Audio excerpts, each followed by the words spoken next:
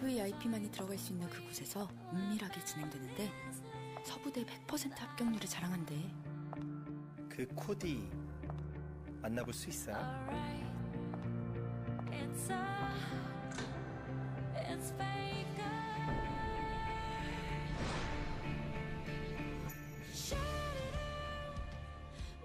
인사드리겠습니다. 크주연입니다. 안녕하세요, 선생님. 서고동저군요. 그래도 우리 LCK 선수들이 다들 재능 넘치고 승부욕이 강하거든요. 감수하시겠습니까? 네, 선생님. LCK는 전적으로 저에게 맡겨주십시오. 잘 부탁드립니다. 감사합니다, 선생님. 감사합니다.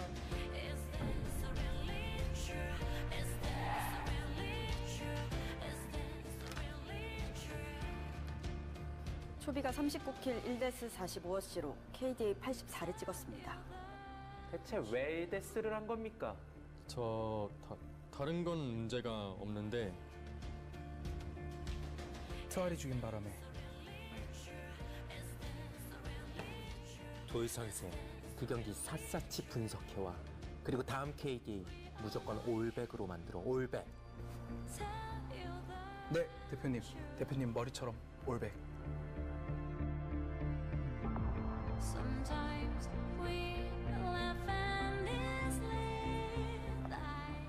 지금 순위를 봐. 만족하니?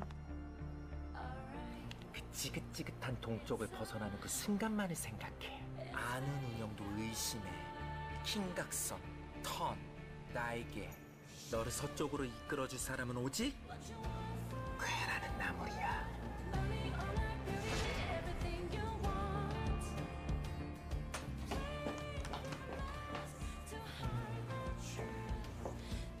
쌤, 이건 해명이 필요할 것 같은데요? 전적으로 저를 믿으셔야 됩니다, 어머니. 감수하셔야 됩니다. 이게 어디서 아가머리 확 찢어버릴래.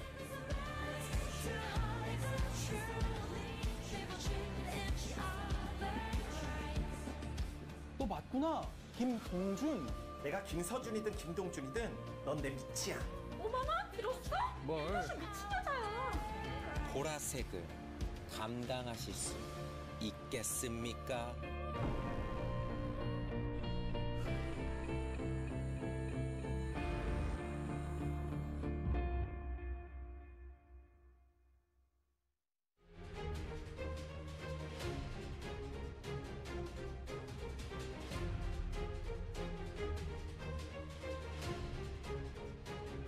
Welcome, ladies and gentlemen, to LCK Spring 2019. I'm Atlas, and I'm joined once again by LS. Round 2 for LS before Week 3 is over and we head into the Lunar New Year break. And firstly, we need to wish a happy birthday to Peanut. He's going to be playing in our first game, and it's his birthday today.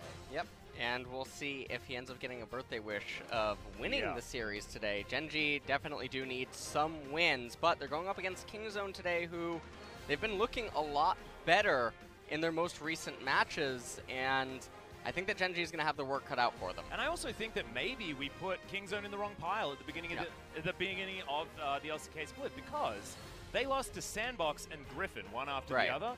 And now that we look at the standings, we're like, well, I guess that's pretty understandable. Yeah. You know, the only team to take a game off Griffin was Sandbox, and otherwise they've been able to beat every other team. So looks like Kingzone may actually be pretty locked in our third place, but at the moment, they are joined by SKT, who have been floundering just a little bit. They'll be playing in our second series tonight against Life Esports, but as you just saw in LCK Castle, it's all about the East and the West. And the West's been doing okay. The East certainly needs to catch back up. That -11 for Jinhead Green Wings, that's not where you want to be. They're looking more like submarines than airplanes, my friend. Well, Gen.G in tonight's match, like I said, they are going to have their work cut out for them, as you mentioned. Kingzone really only dropping the games to Sandbox and Griffin, and that's not anything to really be ashamed of. Yeah, certainly not after our recent learnings. Yeah, and SK Telecom playing later on tonight, it's really important for Kingzone to try to get a win here. Yeah. Because if they end up losing and SK Telecom ends up winning, then it's going to definitely lengthen the gap. But we can take a look at some of the match points here. Yeah, exactly. So Kingzone back in form, trying to stack up 4 wins in a row. And to have a look at those wins that they've got, it is KT rolls to 2-0, FLICKR Freaks 2-0, and then Damwon Gaming earlier on this week, 2-0 for Kingzone. And it was a brilliant performance. They actually utilized a pick comp and made it work, LS. Right. We were commentating a pick composition that didn't do any picking, and it was very frustrating. And thankfully, it was pretty nice watching Kingzone actually manage to play out those particular win conditions. Of course, Cuz versus Peanut is another very exciting one. First time Kingzone's going to be coming up against Gen.G with their new look roster, so junglers used to playing side by side, now going to be on opposite sides of the rift. And taking a look at the team stats right here, you'll notice that Kingzone, they have first in damage per minute. Now, this isn't always indicative of having good play. Like we've seen, Griffin is actually very low in the damage per minute stat, and that means that they're not willing to just take fights all the time, but when they do make sure to capitalize on stuff. However, for Kingzone, it is a little bit different. They do like to fight, they do like to skirmish, and now we're taking a look at some of the highlights here of Kingzone versus Damwon. And these were definitely some of the more bloody fights, and it's just fighting for Kingzone, and it really shows that they've got a lot of players that have always been like this. If you look at Pawn is a guy that never wants a boring early game ever. He's always doing stuff, whether it's good or bad for his team, and in the current meta, it seems to be a lot better than worse at the moment. Yeah, and just look at the team composition as well at the bottom. You can see both comps very aggressive, both designed to engage. LeBlanc and Camille with the Ashe for the pick. And even here in the ending, I mean, just look at the team composition yet again. They're all about skirmishing and fighting in very mid-rangey type feel. Yeah. And this is now moving over to Gen.G's side of the map, and they have done some pretty impressive late game stall outs, I guess, but stall out is not what you want to be doing on 9.2. And we just need to see more proactive play out of these guys, because we know that they can get behind Ruler, they can win team fights in the late game. This is an example of exactly that, picking off the Ryze, who was very strong at that point in the game. But it didn't matter, because Ruler's on his Ezreal, manages to get it a lot more than we would otherwise expect, because it has been such a power pick. They even first pick it on the blue side more often than not, just because Ruler is so confident in his ability to carry on that Ezreal. And speaking of Ruler, we're going to be pitting him up against Deft, and such a cool matchup. And at the beginning of the season, we were thinking about giving both of these players the Teddy Award. Deft is stepping out of that Teddy Award territory because the rest of his team have really been stepping up to the plate, and Ruler now needs to have some solo lanes actually work alongside him to get through that early game. Yeah, and I think that that's gonna be one of the main concerns that I think people are gonna have coming into this match is Gen.G has been looking sort of like a Ruler show. Yeah. The problem is that tonight he's going up against Deft, and that's one of the ADCs in the league that can neutralize him, go toe-to-toe in that regard. But Kingzone have been looking a lot better across the board compared to Gen.G and Ruler and his teammates. Yeah. So, and the games that Gen.G have been able to win have been up against teams that don't necessarily have that bottom side of the map control. I mean, KT is their most recent win, an example of having a rookie bottom lane and then excellent solo lanes, but Gen.G was still able to overcome as team takes a bow, Acorn beside them yet again to be drafting for these guys. A lot of Samsung flavor on this team of old.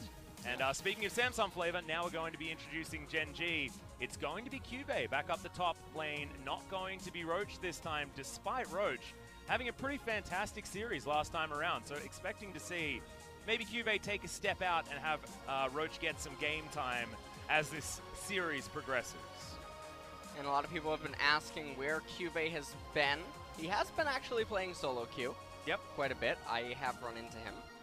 And so I'm actually looking forward to seeing what he's going to end up doing here tonight. And, you know, interestingly, Fly is playing tonight. We just saw an Aurelion Soul pick. Yeah. Yesterday, and Fly is one of the Korean Aurelion Soul enthusiasts. So we'll see if maybe Aurelion Soul ends up coming out here again tonight.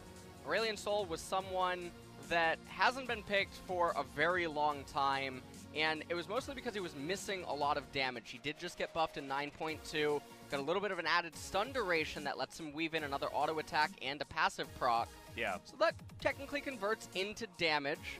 But when all the other mid lane champions are getting hit, Aatrox, Galio, whatnot, only Akali really remains. And if everyone's bad, well then Aurelion actually has a chance to be sort of good. Yeah, that's true. That's true. That being said, if you're going to take Aurelion Sol, probably ban the Akali. I don't like the sound of that matchup one bit at all. And of course, Pawn, the man, probably wouldn't be building a Black Cleaver into the Aurelion Sol in the mid lane on the Akali. One could hope. Let's keep those builds away. Yeah, the old Ultimate Bravery League of Legends. That's what Pawn was playing. The Righteous Glory Rise into the Black Cleaver Akali. Pawn doesn't even seem to be able to see the shop.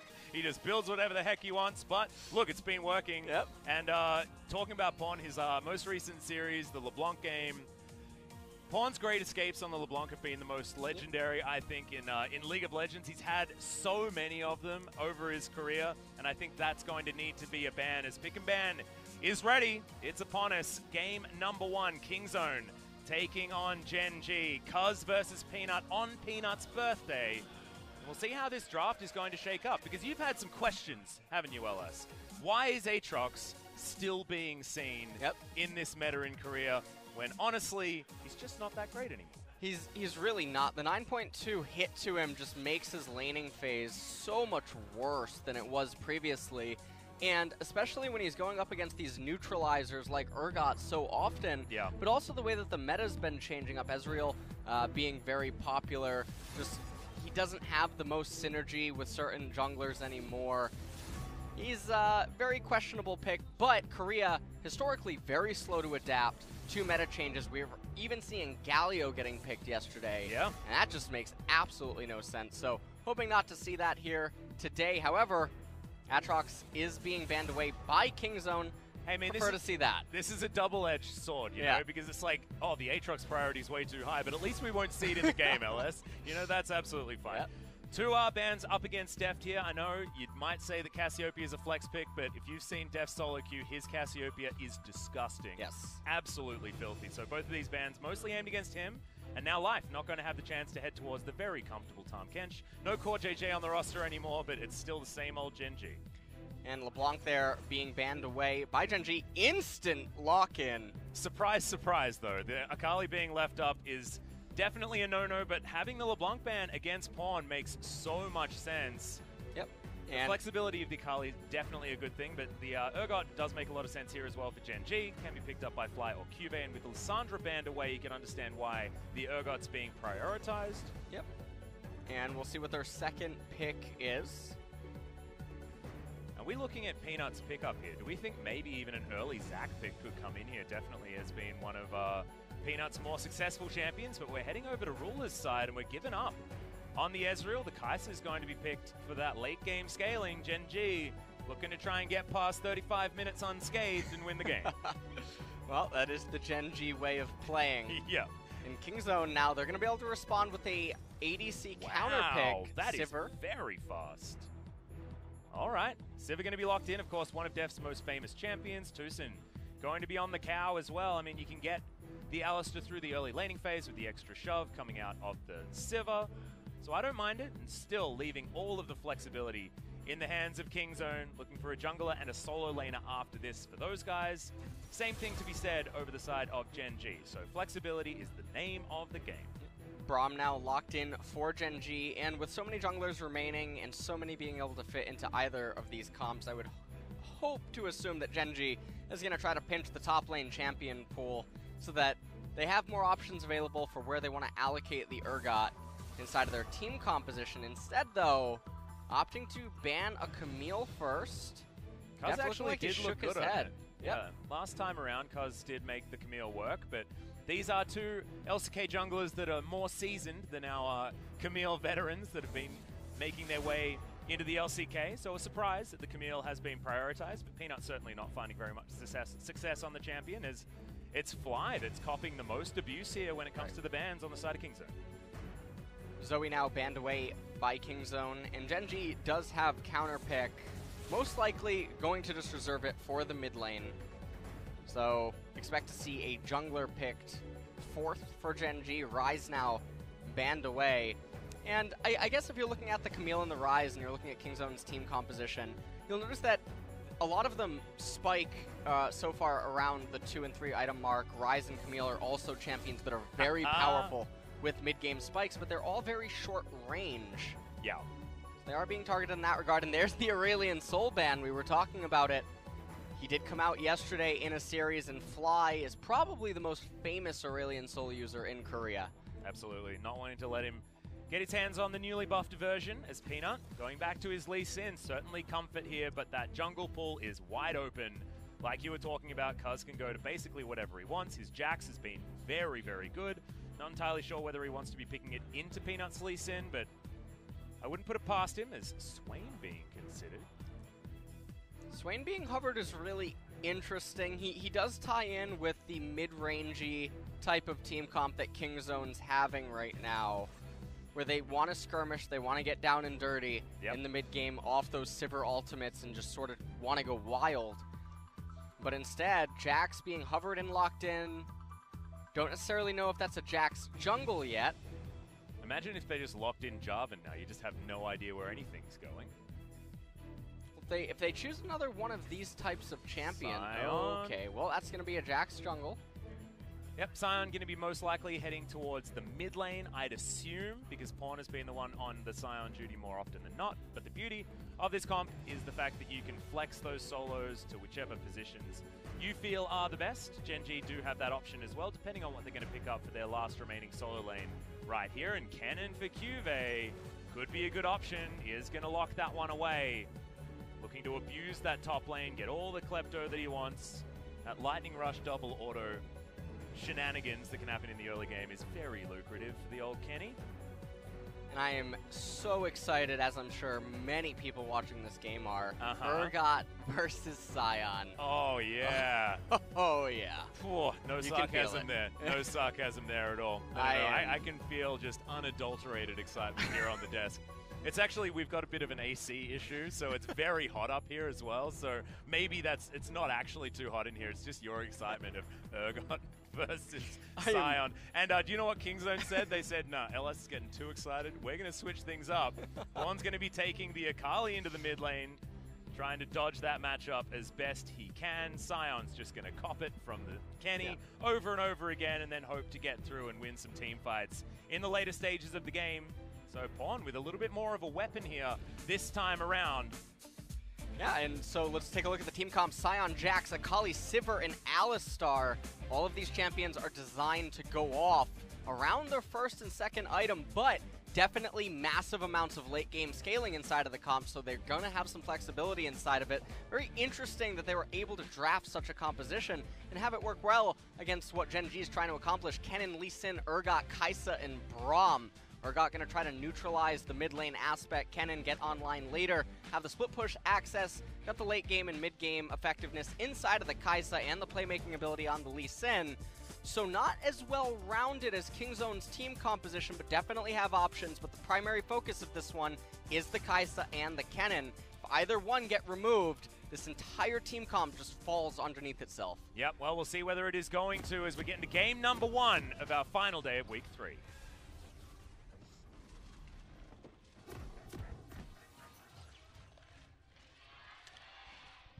Gen.G faithful in full voice. Kingzone fans still trying to work out whether or not their team is good.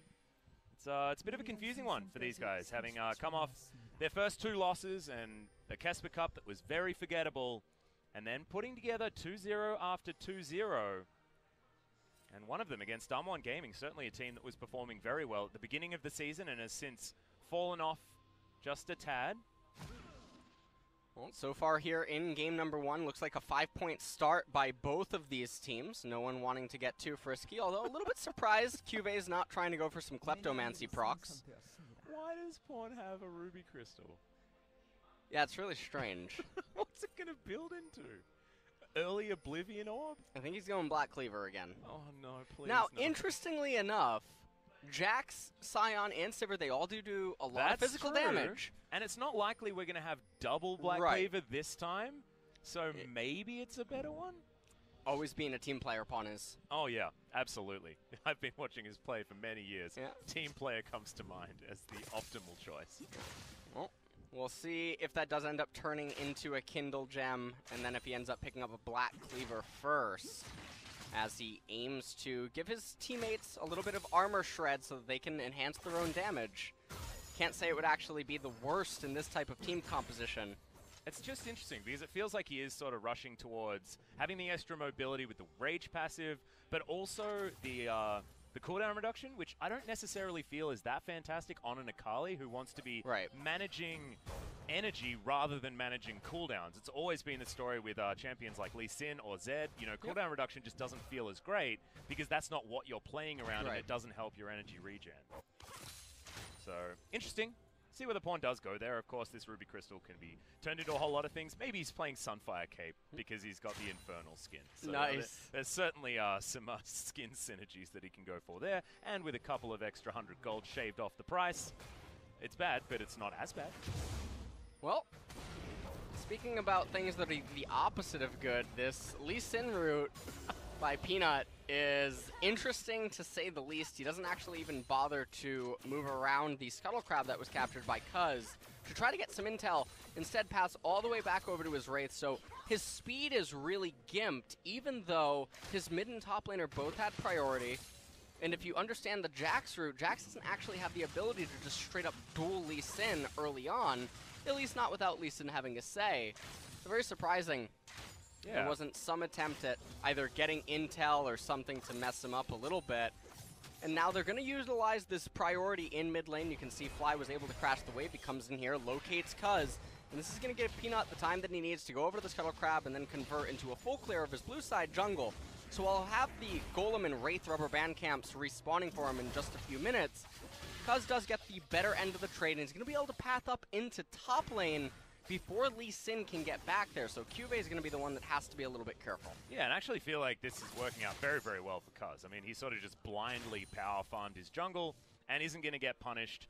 And also Peanut's not going to be able to go for any early ganks or anything like that. So all too easy for the old Jax. This is what I wish happened in all of my solo queue games. Just happily farming out the entire jungle PvE style, and then I can start playing the game afterwards and things will be okay. Often doesn't happen though, especially up against a Lee Sin, so feeling good is Cuz. See when he decides to go back. He's going to go back right now before having a look down towards the bottom side. Tucson and Deft happily shoving this one over and over again towards this turret, as you'd expect out of the Sivir. And I like this sort of weird half-scaling battle on the bottom side with Deft on the Sivir, because Sivir's an interesting pick. Does scale very well into the late game, but also with the fact that you've got Ricochet and the Boomerang Blade, you can just shove over and over again and make sure Ruled has a completely non-interactive time. Yep. And so, I mean, definitely Kingzone will have more potency in the early into mid transition. And here's that timing I talked about for Jax. This is a really good setup by Rascal. He uses the stun to probably deceive Cuvée into thinking that the jungler's not nearby. Teleport called in from Urgot. Yeah, Cuz actually going to get all the way back as Cuvé's looking for the last auto. Not going to be able to pick up the kill, but gets a flash for free and trades it just for the teleport out of Fly. And if he didn't end up having to flash there, and if they could have been able to just manage this wave a little bit better, it ultimately would have been a win, as Fly did have to give up a wave in mid. Peanut there trying to catch the remnants of it. But nonetheless, I'm going to have to say that that ends up being a victory for Gen.G. Yeah. And this is definitely going to be problematic because post-first recall now in top lane, Jax is going to be pathing to the bottom right-hand side of the map. And so Sion's on his own against Kennen for the next few minutes. Unless they can convert this very small timing window into like an infernal capture of some sorts, I think that Kingzone are definitely going to be behind on the upper left-hand side. Yep, I feel like that as well. I mean, I also feel like Rascal's been playing a lot better in deficits than he had in the past. The Dam-1 series was certainly an example of that, is Akali falling behind a heck of a lot and then being able to still be that Akali force in the late game. But this time, on the Sion, just wanting to power level. Has himself the Catalyst. We'll see what that is going to build into. Certainly a couple of decent options, especially up against the 80 Cannon. Abyssal Mask we haven't seen on the Sion as of yet, but theoretically could be a choice against Kenny. But Adaptive Helm, generally the option for the Sion. And, well, this is going to be a very bizarre next few minutes here, as Urgot is now 6, Peanut up on the left-hand side, and you can see that Rascal is in a bit of an unfortunate situation. He doesn't have to worry too much, though. There's 4 spellcasters, so it's not like Cuvée is going to be able to freeze. But Infernal has to be the main priority here. Yeah, that's a big one. And also, now we've got waves pushing up in favor of Kingzone, meaning that they will have some priority down there, and with no teleports for the next little while, I feel like that puts the advantage well and truly in Kingzone's hands, because they need to have access to Cuvée around the first Dragon fight. I mean, we've spoken about Kennen a lot in the past, and having a Slicing Maelstrom for a first team fight, certainly a great thing about having an AP Cannon on your side. Now Cuz coming in here with Tushin, they want to secure this Scuttle Crab, and Jax, very good at doing Dragon. He actually smites it, and the only reason that he would do that is he doesn't have vision of the brush above him. You don't want Peanut to potentially be there, smite away the Scuttle Crab. Yep. Pretty comfortably deals with it there, as Rascal's just waiting for the cooldown of his Q to eat up all of these delicious minions. He's going to lose one of them, but satisfaction right there, guaranteed. Definitely feels very good. And the gold score at the top, despite the Kleptomancy on the cannon and the CS lead up in top, is still relatively close, as the Targon for the Alistar is definitely aiding and keeping that close, as well as just the jungler is able to be ahead ever so slightly. Yeah, mid lane also going very well for Kingzone at this point in time, but no turret plates to go down just yet. Things very quiet in the early game in comparison to a lot of the other games that we've seen, and wasn't necessarily what we're expecting. And as soon as a game is slow in the early game and Gen.G is in it, you're thinking things going well for Gen.G. So can Kingzone actually make one of these mid-game fights happen is the real question. Because what you illustrated earlier is that this composition definitely good in that mid to late transition, not necessarily the true early game in these laning phases. Yeah. And we still don't actually know what build Pawn is going for here. Sunfire Cape's still looking likely. Yeah, you made a joke about Sunfire Cape, but I'm thinking that it might not actually be a joke. Might just be getting Tank Akali with fleet footwork. Look, I don't know, like, you can stand in your shroud and burn people. You remember the old Twitch strat? No, you started it. Doesn't that just start revealing her with each burn tick? Yeah, probably. That sounds... Do you remember what used to happen with Evelyn Twitch, though? You just walk around, build as many Sunfire Caves as possible. That's back when they my stack. time. Yeah, before your time, but it was a beautiful time. You could just be invisible killing people and kill people. Yeah. Oh, man. Great. Season 1 was a weird and wonderful time on Summoner's Rift. Unfortunately, I was still playing the wrong game back then. Oh, feels bad. Yep. Okay. Oh, Def going to get flashed on here on the hunt. He's going to be popped as Tusin's trying desperately to catch up. Ultimate does go wide there from Life, as now Ruler paying a lot of respect for Tusin. He's able to get himself out of the way, and Def somehow survives with Flash in hand. Yeah, and that's really unfortunate for Gen.G. They're not able to get the kill there onto Def, and patience for him to hold the Flash is very disciplined. And also able to pick up the wave afterwards as well. Using the healing that the passive of Alistar is going to give him, pretty comfortably stands back in that lane. So not a lot actually being given over to Gen.G, despite what looked like a pretty good gank, honestly. And let's see if they can actually convert anything off of it. They are trying to go for an Infernal capture right now. Jax is in close proximity. Akali does have priority. Teleport not available for either top laner. Peanut taking a lot of damage. Yeah, actually just stacks half of his health bar because they're not able to stay on that dragon. Gets a lot of it back though, having the smite ability on this blue buff, and that's going to be delivered over to Fly. So no harm, no foul. Cuz's turn to have a look at this dragon. I think they want to capture it. We can see the Rascal moving down from the river. He's almost going to be in Scion ultimate range if Urgot even gets the slightest idea to try to contest this. Yep, and so it's just not going to be contested. No way for Cuvée to follow. This timing on the teleports was brilliant from Kingzone, so they get gifted a free Infernal Drink. And that's a really big win when you have Jax, Akali, and Sivir on your team. Definitely Gen.G could have used that dragon a little bit more than Kingzone with all their champions, but now, with no real neutral going to be available on the map for a while, Gen.G probably just going to want to sit back and try to scale up, unless they're going to try to go for some sort of a cheese onto the Herald. Well, this is normally what you see, you know, when a dragon goes over for free, you expect the other team to be able to get some more priority on the Rift Herald, given a theoretical topside advantage. QV is still just trying his very best to beat the heck out of the Scion. It's going to be more and more frustrating for him as time goes on. Null Magic Mantle actually completed here for Rascal. Definitely looks like he's going to be going Abyssal Mask. Not necessarily the hugest amount of synergy for the Scion, but still an item that works. Yep. And will help if Cuz and Pawn are jumping on top of where the Scion is in order to get extra damage down. Of course, both of them very hybrid focused. Pawn's just trying to smack around Fly a little bit here. He's got real items. Yeah. Just to update you guys, it's not Sunfire Cape Rush. Hextech Revolver feels real good. Thankfully, Pawn actually going towards his first item spike. And Seeker's Arm Guard there just to keep himself alive in lane and scale a little bit with that minion-based extra armor and AP. Pawn's itemization is like opening up the chests in the LoL. Yeah. The LoL client, you know, you never really know what you're going to get. And sometimes it's just bad as well, you know. As our ultimate going to come out from Rascal. Speaking about bad things, that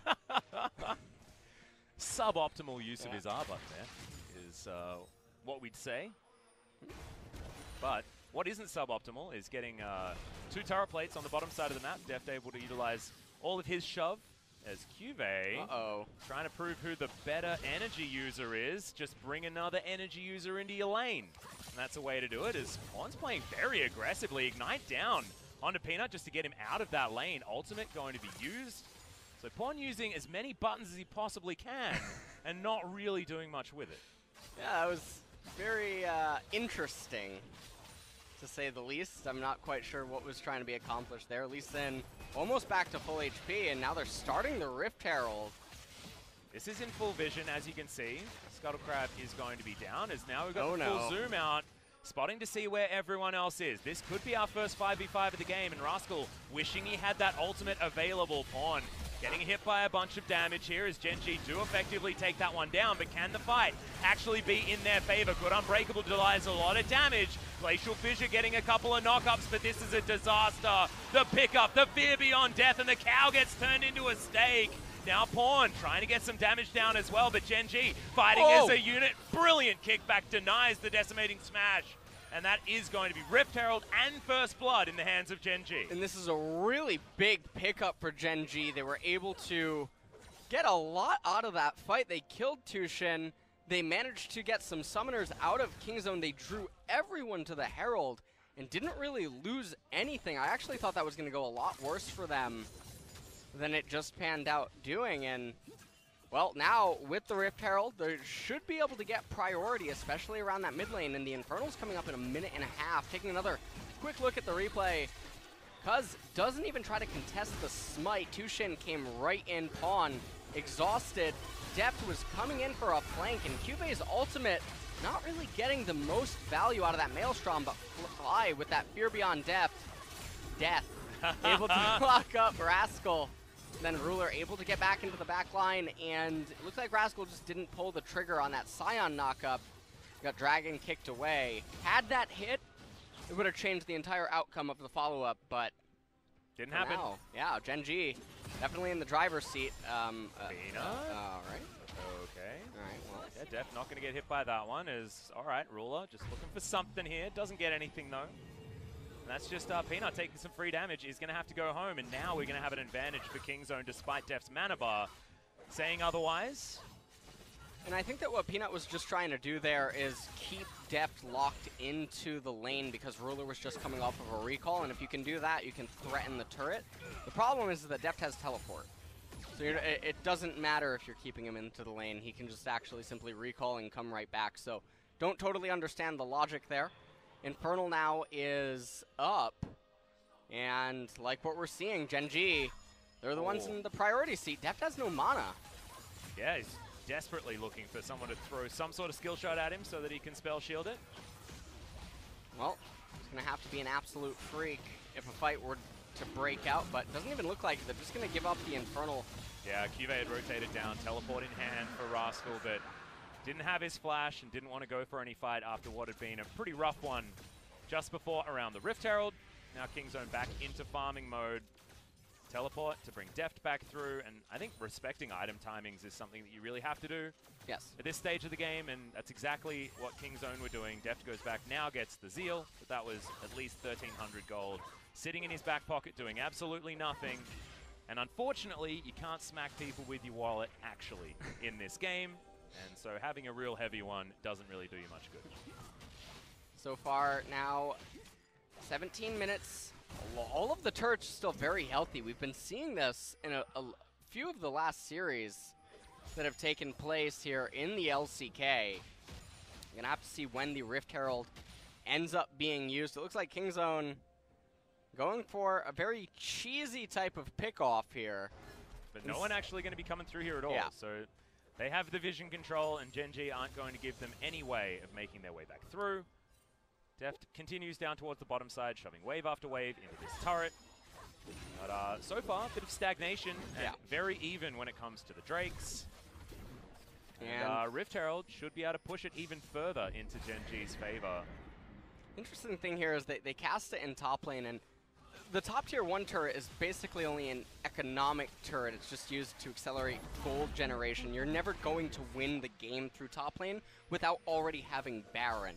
And so it's really surprising that they didn't elect to use it in mid lane, which is a much more valuable turret for controlling that mid-centric vision, how it can play into later dragon fights or vision around Baron or stalemates in mid, or even bottom lane, because bottom lane turrets are economic turrets because that's the lane with the most valuable inhibitor inside of it. Yep. With the furthest proximity from Baron, so... Peanut in trouble, as this is King's Own's favorite brush, and Pawn is going to just eradicate the Lee Sin from the Rift. Feels so good as an Akali player to kill Lee Sin. Yeah. Because historically, Lee Sin has been the bane of every Akali's existence. Maybe not quite as much anymore since the rework, but always feels good as Pawn. His variety bucket of items paying off in that one. That is... that's definitely a variety bucket. Yeah, this is a BBQ broadcast, so variety bucket, not something we want to be endorsing. Taking first turret as Sivir, though, on the bottom side of the map. Well, taking the first turret in your lane, certainly a good feeling as he clears out all the minions, and we'll go back. And let's have a look at this one again. Peanut backing at the wrong time. Yeah, stunned up and destroyed. This is... I mean, he looked like he wanted to run away. He could have flashed the leap strike, but didn't do that, and then it was all too easy for King's Own to just bring him down. The good news for Gen.G, however, is that with their Kai'Sa trying to scale up and waiting for maybe the cannon to get online, there is an Ocean Drake coming up, so not a very high priority target for either team to try to take down. But I do have to say, Gen.G, they're only 400 gold ahead. They are even in Infernal Drakes, but this isn't the kind of lead that you would want. Kennen is actually behind the Scion. That's not supposed to be happening. Yeah, I thought that might have been a visual bug. Yeah. Because, you know, Scion and visual bugs certainly a thing, but having the Kennen not with a lead is just insane. Yeah, and he's not on hit. We were watching the lane as well. Like, I don't even know, man. Does show, like, one thing I did want to mention about, you know, taking the topside turret first for Gen.G, it does play into what their game plan is going to be, which is get Kennen into team fights. And Kennen can just get rid of a minion wave, especially with a proto belt, so he can go up there, tidy things up, not have to worry about a turret pushing that wave back any faster. So he can actually rotate around and get there for these team fights that Rascal's going to be able to with his ultimate anyway. So I do like that for Gen.G. But losing out in CS to a Scion, that's in the cons column. That's straight in the cons column. Well, not quite sure what they're going to end up doing, because when I was seeing the Kennen pick originally, I was thinking to myself, okay, well, I'm assuming this is going to be on-hit Kennen. They're going to try to utilize some sort of a split push or a hybrid type of Kennen that would still have split push incentive. But when you itemize Morellonomicon Proto Belt, you're not going to have that option available to you. Not necessarily. Here we go. Oh, in goes Deuce and gets a nice double knock up on the back line. High spawn, not quite enough there, as now Rascal gets a decent knock-up. Pawn dives into the backline, but has the Shroud. Look at the AoE damage! The perfect execution's beautiful, and the headbutt is even better, but the Fear Beyond Death says it doesn't even matter. Ruler decides to go in, and that means King's Own members start to fall. Rascal still trying to zombie Scion something, but King's Own not going to get this team fight. Yeah, and instead of going immediately over to the Baron when you know that Deft doesn't have teleport, he's out of mana, and Cuz had to recall, said they're looking to only capture an Ocean Drake, but no matter how you look at that, Gen.G did just completely turn that on its head. I thought it was going to go a lot better for Kingzone. We'll take a look at it one more time. You can see Gen.G stacking up the brush. Life pokes Cuz, but then multi-man knockup. You can see Rascal trying to come in here, completely whiffs his Scion ultimate as Pawn waiting just on the other side of the wall. He jumps into the team, followed up there with a multi-man Jax ultimate, but the Cannonball able to do a lot of damage, gives Fly the Fear Beyond Death execute onto Pawn, and then it was all too easy for the remaining members to pick up the remnants of the Kingzone team. Yeah, the problem is that Pawn dives into the backline to try and execute Ruler and failed to do so. Missed a very important Q, actually, going over to see, because honestly, that flank for an Akali was the dream and just didn't quite manage to execute. Time when I thought that things were going to go well for Kingzone was when Tucson held onto the headbutt and got rid of the cannon when that slicing Maelstrom was trying to get used, but still did get a fair bit of value out of it, did Cuvée. And now we've got the 2-item spike coming in for Ruler on this Kai'Sa, so a couple of evolutions completed. And the Ginsu's Rage Blade just means that at this point in time, Ruler is actually stronger than Deft, because Deft is waiting for that 3-item spike with the Infinity Edge to come in next. And that's even if he can afford to build Infinity Edge instead of something like a GA to keep him alive in these fights. Ruler is definitely really strong right now, and the itemization for Gen.G is actually quite nice, especially if another team fight would end up taking place in the next few minutes. And you were talking earlier about a dream. Well, I'll tell you about a nightmare. All right. All you're going to need to do is zoom in on Pawn's inventory right now, and I'm not quite sure what to make of that. The variety bucket, dude, it's really getting to us. That's right an identity now. crisis if I've ever seen one. Yeah. I don't know what's going on with that. Finally, Gunblade completed. Oh, there we go. There's we one go. item, but now we've got to clean up this Hex Drinker, Seeker's Arm Guard, Kindle Gem. Looks like a clearance Disaster. aisle at GameStop or something. I'm not quite sure. No, but at least now we can find the gem, you know? It's like, oh, there's Sims 3. There we go. That's a good All right. game. All right, cool. Oh, I don't God. know why I decided Sims 3 was a good game in that example, but Well, there we go. Waiting on Trinity Force for Cuz. Scion has basically peaked, as he does have the Righteous Glory and the Abyssal Mask now, but Zanya's or Maul of Malmortius or Black Cleaver or Go Next, I'm not quite sure what's going to be the next item, but the problem... I think a stopwatch would be pretty good. Yeah, the issue right now that Kingzone has is their champions are all waiting on really core items, whereas Gen.G, they're almost ready to fight again, and this mismatch in timing across the board can end up being really problematic for them. And if they end up botching the next team fight, we're talking maybe 26, 27 minutes into the game. That's a Baron capture, and Kingzone has no way of really resisting Baron because Deft isn't near the items necessary to try to do that. Well, Pawn's going to do his best to try and take down this top outer turret. Has the help of a couple of his friends, but Peanut moving on over and the minion wave dying means that no joy is going to come from that one. Deft has found life. The Ruler is there. Winter's Bite not going to hit the Sivir. And we're just trading minion waves. These mid lane outer turrets still stand. Relatively healthy for both teams as well. Forward vision for Kingzone will show that Ruler is going home. And very defensive vision coming in from Gen.G. They are very much looking to sit back and scale and not do anything for the next few minutes. 2,500 gold is the lead as Pawn has once again found Fly, but Fly not taking too much damage here, especially now with his Spectre's Cowl augmenting his build. Man, that is a defensive summoner choice with the Unsealed Spellbook. Cleanse Barrier? Yes. I'm a fan of Cleanse Ghost.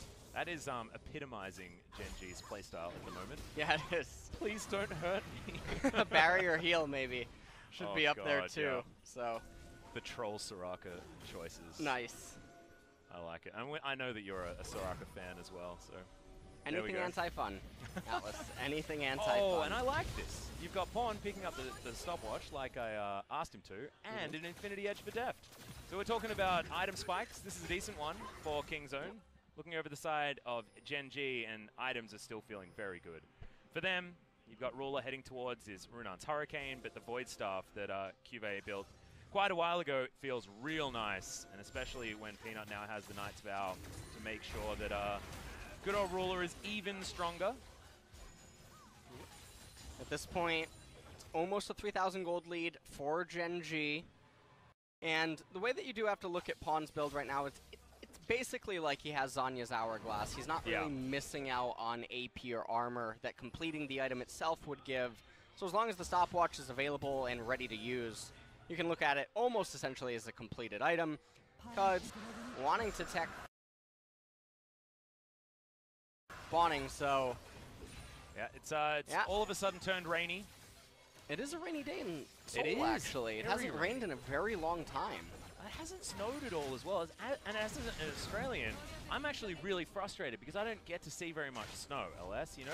We've had one day this year, this winter, Yeah, I know, one day of it's snow. been really sad. So depressing.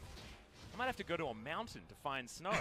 That's not what I want to do, you know? Like, this is a place where it actually is supposed to snow when we're at home. And in Australia, it only snows on mountains sometimes, maybe, in winter. I love snow. I do too. I really, really, really do enjoy it. Do you know what I didn't get to enjoy, LS? What? The sound of walking on snow. Oh, that is a nice sound. It's a really nice sound. It's a very sound. nice sound. As an Australian, we just don't really do it very much. Well, that is very sad. I Yeah. am very sad for you. Thank you very much. Well, You know, though, Korea doesn't handle snow very well. Yeah? What? It really doesn't. What do you mean? If you've ever seen serious snowstorms here, their ability to handle it and clean the back streets and everything. Oh, yeah. I don't think I've ever seen a plow. Nope. I come from the northeast of America, so the second that it starts snowing even a bit, it's like that online game. Is it Pandemic or something? Madagascar shut down everything. No, I get it. It's just warning lights everywhere. The plows are ready to that was go. cute. Now, one moment of excitement just happened with Pawn stealing away that Rift Scuttler. Bit of extra vision, bit of extra money for the Akali, who did go straight into a Zanya's Hourglass. You mentioned it was as if he finished it. Well, he's actually finished it. And that's good news. Trinity Force is round the corner here for Cuz. Rascal's building up to his next item, which will most likely be that Gargoyle Stone Plate, so he'll be even more immovable. And Gen.G have this, like, really interesting window of power, and it's about right now. And so strangely, the team that has been sitting back, wanting to scale, wanting to get some more items, this is about the time where you really want to be fighting again as Gen.G.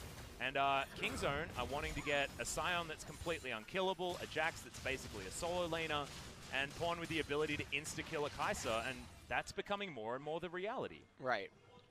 And we're hitting a point where the Baron fight and the Death Timers, if they're just too clean for either team, it just ends the game.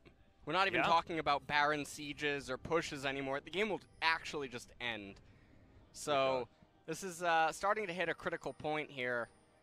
Deft has got a lot of big swords, LS. He does. That's my analysis for his build. Guardian Angel on the way by the looks of things, but 370 farm at 29 minutes. Yeah. Siv's pretty good at getting red dots. Yeah. That's what I've learned. And Deft pretty good at Sivir as well, especially in late game team fights. We'll see whether he can do it this game up against Ruler, who's pretty good just at late game team fights on no matter which champion he's on. Well, here we go. Mid tier 1 turret finally.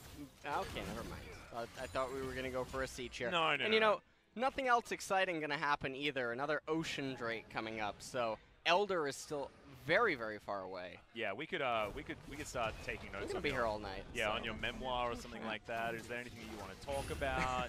You know, Peanut's gonna face check, so that's not even an extra auto attack. No worries, Gen.G fighting over vision with Kingzone, and LS and Atlas feeling like it's almost like a game pause, and we should start the podcast. As Kaz not going to get hit by the Winter Spite, of course, because that would be proactive. With something happening. Oh, They don't know about Pawn's flank. Well, if anyone is going to do anything proactive and exciting, it is going to be Pawn as Ruler finds his way to the front line, but Rascal doesn't even get through his shield. No worries there. This is a big one. Okay, the Scion can land onto only one as Cube just insta-kills Pawn. It's a disaster, actually, as Peanut diving into the backline. Deft can't get any autos. The Fear Beyond Death is well and truly well named here, as Gen.G just fight off what was a Kingzone flank botch and take a Baron. Yeah, and this Baron isn't gonna be able to be easily resisted. We just talked about that a few minutes ago. Kingzone trying to respond with whatever they can do, which is to eliminate the minion waves and then try to get turrets, but it's not really gonna do anything. And all I'm waiting for, the icing on the cake here is when Kingzone try to kill the Ocean Drake so that Gen.G, who are going to be in the driver's seat, can then pick up the Elder a couple of minutes from now. I'm just waiting for that to happen. All right, the mistake Dragon take. Yeah. You were talking about this yesterday, so intelligent, just going to leave it up.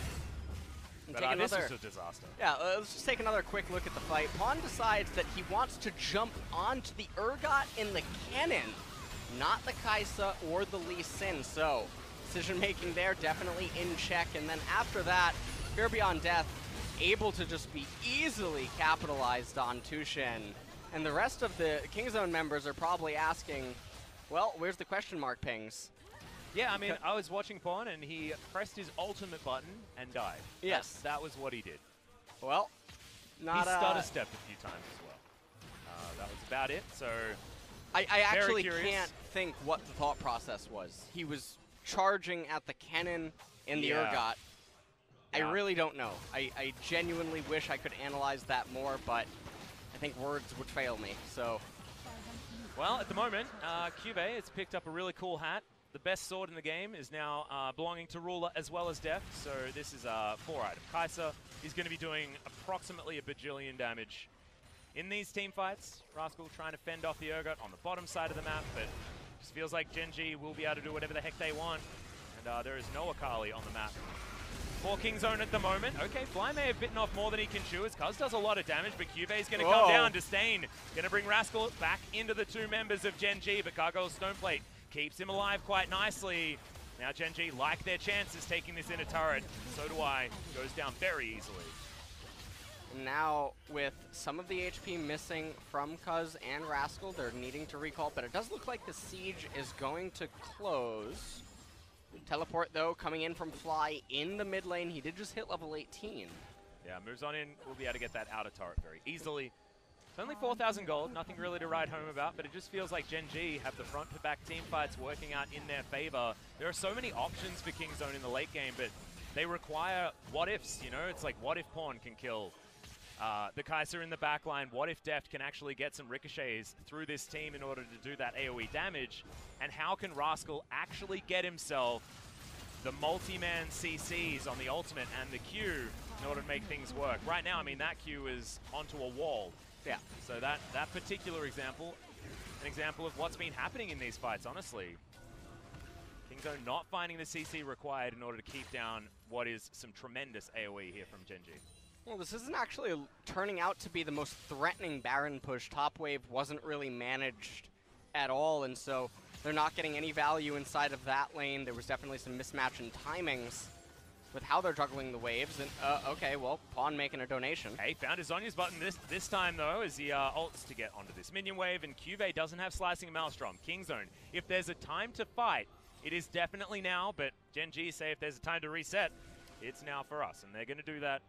Heading back home, lots of vision available now on the bottom side, but if you're a Kingzone fan, you're going to be happy with the fact that the base is not yet broken. Another Baron buff will be necessary here for Gen.G, most likely. Elder now coming up in 2 minutes and 35 seconds. Definitely a high priority target for both of these team compositions. If a cannon has Elder and ults into the enemy team, everyone's just going to melt. But likewise, a Sivir with the Elder Dragon is just going to completely evaporate all of the members on Gen.G.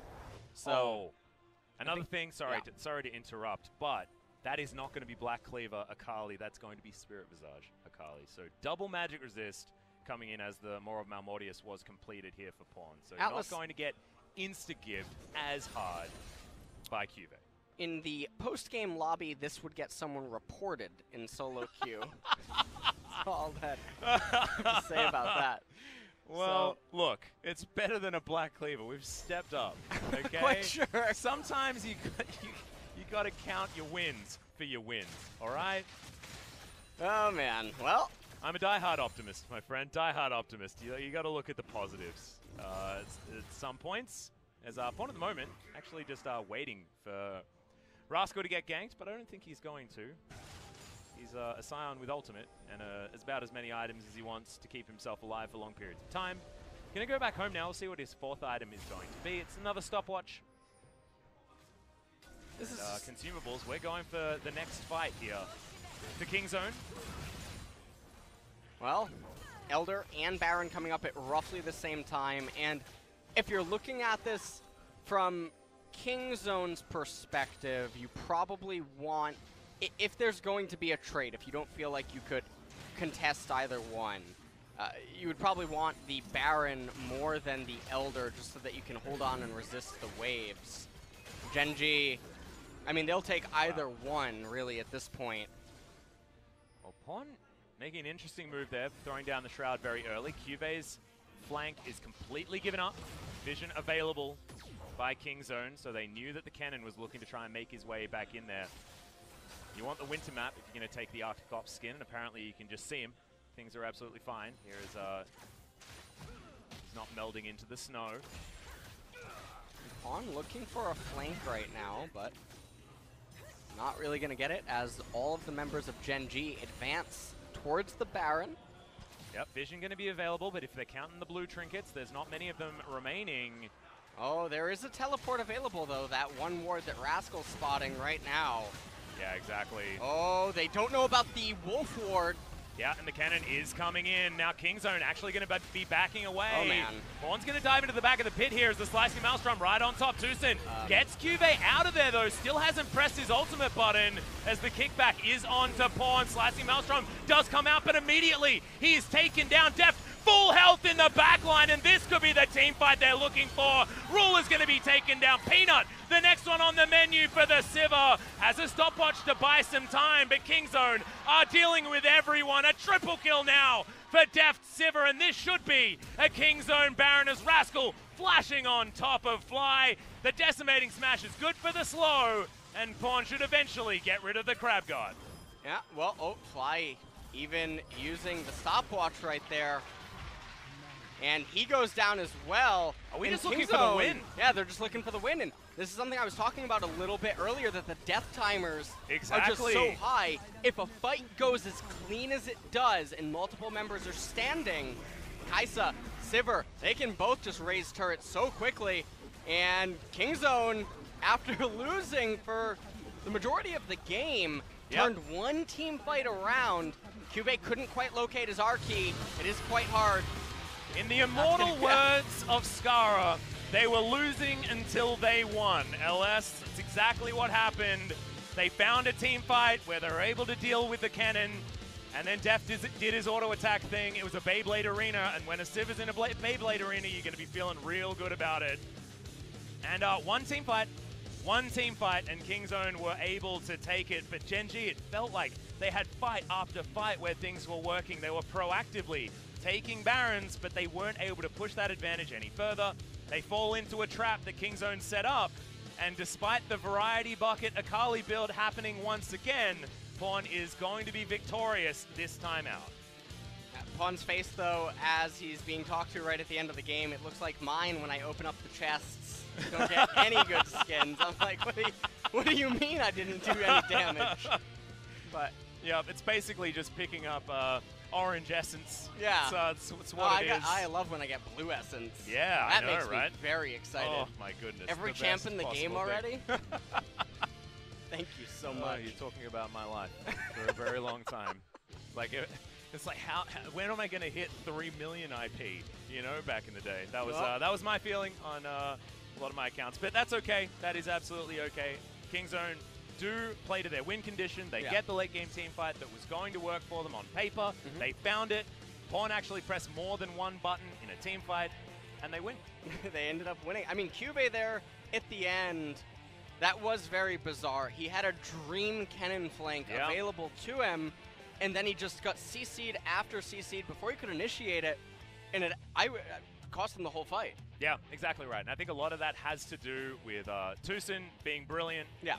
With that particular headbutt, he had a couple of them in the team fights here, and it's another one of these games where it's won, and the team that wins has a gold deficit. 2,000 gold behind, but still able to find the team fight, and you can see 22,000 damage done by the Sivir, the same in the back pocket of the cannon, and that's basically the story of this game. Who was going to be able to find the team fight where they were going to pop off, and in the team fight that mattered, it was Deft. It was the only team fight that happened in favor of King Zone, But if it happens about 38 minutes in, you're going to win the game. Yeah, and I don't know. I mean, Gen.G had so many things go right for them in the mid part of the game. Yeah. And they were in great spot, but we'll see what they can do in game number 2, and if they can find themselves in such a spot again. Exactly right. That is going to be it for game number 1, but still plenty more series around the corner. So ladies and gentlemen, don't go anywhere. We'll see if Kingzone can make it a 2-0 or Gen.G can fight back right after this.